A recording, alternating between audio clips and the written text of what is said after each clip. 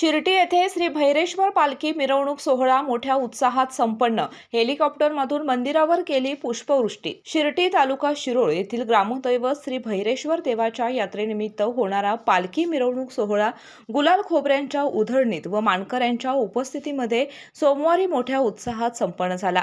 सकाळी 10 वाजता पालखी प्रदक्षिणाला सुरुवात झाली. धनगरी ढोल आणि झांज पथकाच्या निनादामध्ये सारा परिसर दुमदुमून निघाला होता. यावेळी मानाच्या सवालधारकांच्या उपस्थितीमध्ये हेलिकॉप्टरवरून भैरवनाथ मंदिरावर पुष्पवृष्टी करण्यात आली. या पालखीमध्ये भाविकांनी मोठी गर्दी केली होती. पालखी मिरवणुकीच्या पार्श्वभूमीवर श्री भैरेश्वर यात्रा कमिटी, भैरेश्वर बांधकाम व जीर्णोद्धार कमिटीने नेटके नियोजन केले होते. हेलिकॉप्टरवरून मंदिरावर करणाऱ्या मानाच्या सवालधारकांमध्ये श्री उल्हास चौगुले व परिवार, श्री महादेव माळी व परिवार, श्री अशोक चौगुले परिवार, श्री भैरेश्वर महिला मंडळ, सौ रुपाली राजमाने व परिवार, श्री काळ भैरेश्वर महिला मंडळ यांचा समावेश होता.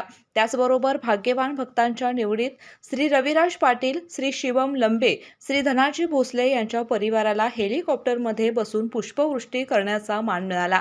दरम्यान यात्रेनिमित्त विविध सांस्कृतिक कार्यक्रमांचे आयोजन करण्यात आले असून मंगळवारी सायंकाळी भव्य निकाली कुस्त्यांचे जंगी मैदान आयोजित करण्यात आले आहे.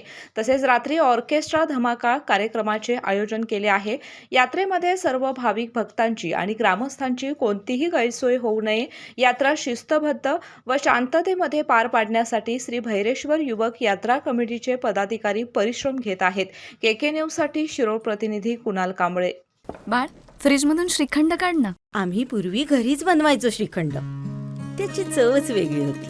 आता काय सगळं रेडीमेड. आजी, हे श्रीखंड खाऊन बघ. आज तुझ्या आईनं घरीच बनवलं की काय? हे आहे गोकुळचं श्रीखंड. अगदी जिभेवर रेंगाळणार. जिभेवरच नाही तर मनावरही रेंगाळणार. गोकुळ श्रीखंड, मनावर रेंगाळणार.